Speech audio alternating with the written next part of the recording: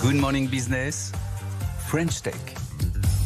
On va reparler défense ce matin sur BFM Business et sur RMC Découverte à 8h18. Notre invité avec Jean-Baptiste Besse, Stéphanie Turgis. Bonjour. Bonjour. Vous êtes la présidente fondatrice de Turgis Gaillard. On va parler d'armement et de votre spécialité.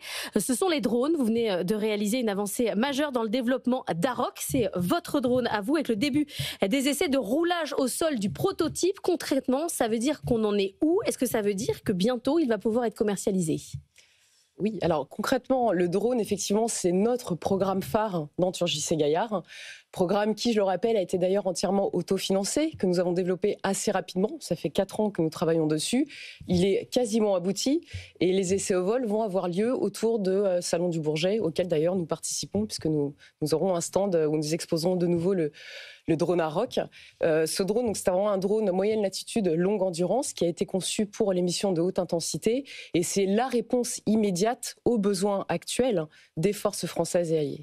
On appelle ça un drone, mais c'est grand comme un avion. Hein. Alors, c'est effectivement un drone qui est de la taille d'un avion.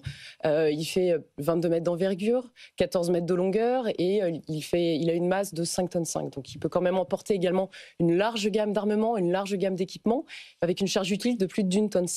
Jean-Baptiste. Il y a une chose qui est très intéressante, c'est que, alors, on parle aujourd'hui de l'économie de guerre en permanence, mais l'économie de guerre, on en parle en fait depuis 2-3 ans, puisque ça a commencé, le mouvement a commencé. Et vous êtes arrivé il y a 2 ans au Salon du Bourget, vous avez surpris tout le monde, vous êtes arrivé avec votre drone, un drone en plus qui s'inscrit dans une certaine philosophie, c'est-à-dire le chef de l'État avait dit je veux du matériel qui soit produit de manière beaucoup plus rapide, qui soit moins cher, qu'on arrête de perdre 5, 10, 15, 20 ans sur des programmes qui sont chers, trop onéreux comme l'Eurodrone. Donc vous êtes arrivé pour disrupter un petit peu tout ça.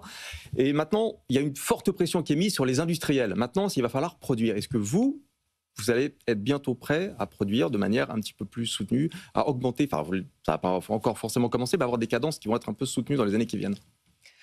Alors, chez Turgis Gaillard, je dirais que de par notre création, de par notre constitution même, la philosophie et l'ADN, c'est que nous avions anticipé l'état actuel et le fait qu'il y aurait effectivement à un moment donné une économie de guerre à installer, qu'il y aurait une accélération des programmes, qu'il y aurait une modernisation à faire et aussi une massification par rapport aux forces armées, par rapport aux équipements militaires à obtenir en fait. Donc cette philosophie d'anticipation nous a permis d'être assez rapide et de créer ce drone en l'espace de 4 ans, mais nous avions déjà travaillé sur des programmes, je dirais, d'architecture innovante globale il y a 10 ans.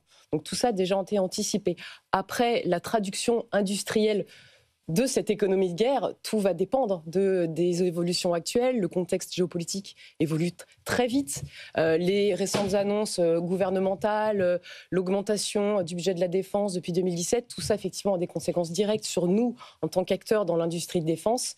Nous attendons d'en voir maintenant la vraie effectivement traduction industrielle. Comment renforcer cet outil militaire? Comment renforcer cette industrie de défense? Justement, il se murmure, comme dirait l'autre, qu'on pourrait avoir une révision de la loi de programmation militaire en 2027, loi de programmation militaire 2024-2030, dans laquelle eh bien, vous pourriez peut-être apparaître, on vous le souhaite en tout cas. Est-ce que vous avez des signes qui vous laissent penser que, de manière un peu formelle, vous allez pouvoir engranger des commandes?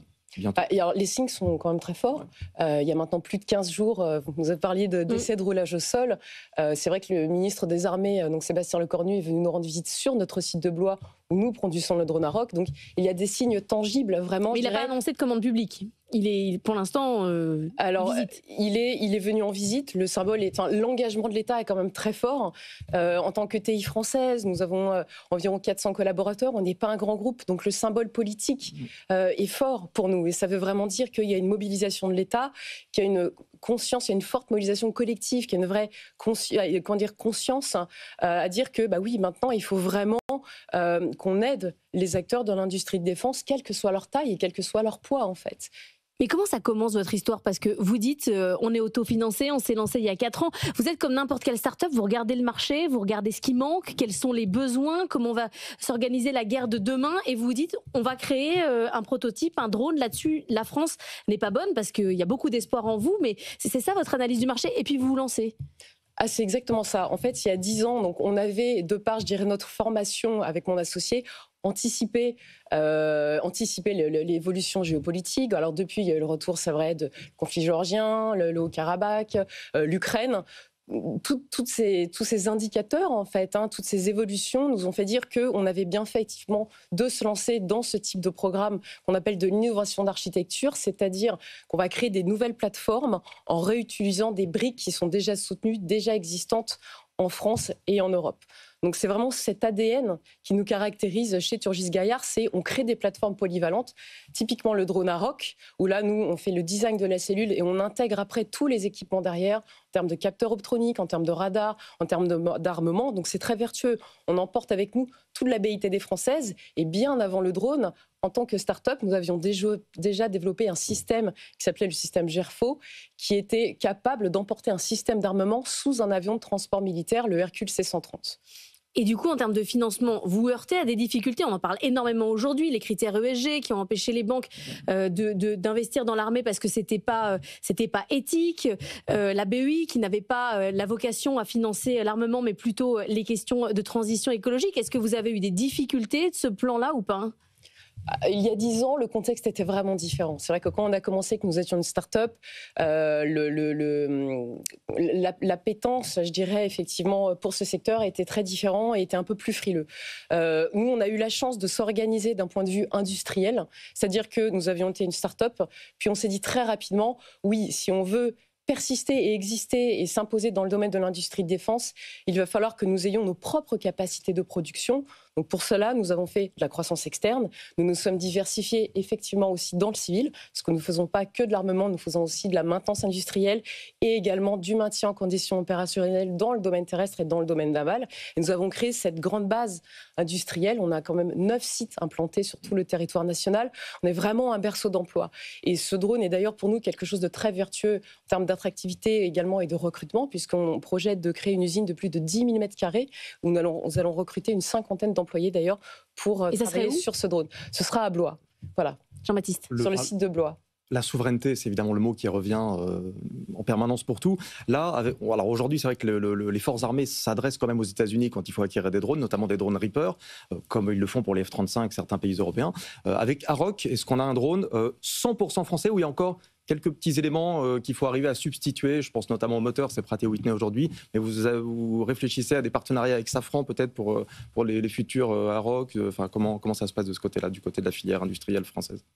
Aroc est vraiment un drone 100% mâle français. Donc effectivement, l'idée, c'est d'intégrer toute la BITT française, comme je l'ai dit tout à l'heure, avec nous. Donc on noue des partenariats effectivement avec les grands groupes. C'est important que tout cela aille dans un même mouvement de fond, aussi bien en termes de capteurs optroniques que de radars longue portée, que d'armement. Voilà, tout ça, c'est vraiment un écosystème qui participe d'ailleurs du renforcement de la souveraineté militaire française et de la défense européenne.